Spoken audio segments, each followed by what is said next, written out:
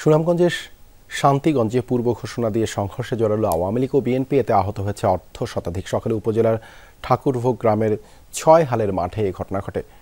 Police জানায়, union BNP সভাপতি নূর মিয়ার সাথে আধিপত্য নিয়ে বিরোধ চলছিল ইউনিয়ন আওয়ামী লীগের সহসভাপতি সুফি মিয়ার। গতকাল এলাকায় একটি সাংস্কৃতিক অনুষ্ঠান আয়োজন ঘিরে কথা কাটাকাটি হয় দুপক্ষের। এরই জেরে পূর্ব ঘোষণা দিয়ে সংঘর্ষে জড়ায় তারা। দেশীয় অস্ত্র নিয়ে চলে ধাওয়া পাল্টা ধাওয়া। পরে আইনশৃঙ্খলা বাহিনী গিয়ে পরিস্থিতি নিয়ন্ত্রণে আনে। এলাকায় উত্তেজনা বিরাজ করছে।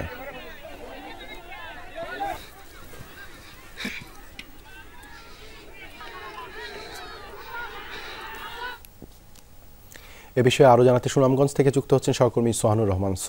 সোহান, সংঘর্ষের পর এলাকায় এখন কি অবস্থা?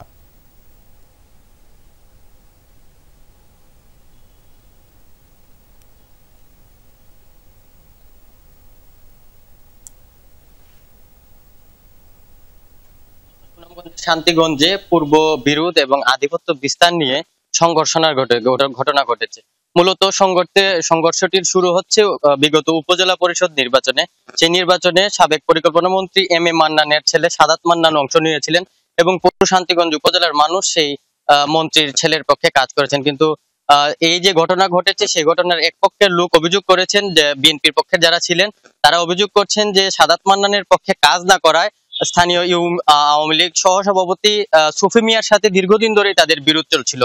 তো গতকালকে স্থানীয় একটি অনুষ্ঠান ছিল, ঐতিহ্য যেটি গ্রামের সিন্নি, সেই সিন্নিকে কেন্দ্র করে গতকালকে সেই বিরোধটা শত্রুতায় পরিণত হয় এবং কালকে থেকেই তাদের মধ্যে উত্তেজনা কাজ করে এবং আজকে সকালে পূর্ব ঘোষণা দিয়ে তারা যে মাঠটি আছে খেলার মাঠ, সেই খেলার মাঠে তারা জড়ো হয় এবং দুপক্ষ সংঘর্ষের মধ্যে সৃষ্টি হয় এবং দুপক্ষেরই অন্তত অর্ধ শতাধিক মানুষ আহত হন। স্থানীয়রা শান্তিগঞ্জ উপজেলা স্বাস্থ্য কমপ্লেক্স সহ সুনামগঞ্জ জেলা সদর কমপ্লেক্সে চিকিৎসা নিচ্ছেন। পুলিশ জানিয়েছে যে তাদের পরিস্থিতি এখন তাদের নিয়ন্ত্রণেই আছে। ধন্যবাদ আপনাকে আমাদের সাথে যুক্ত হবার জন্য।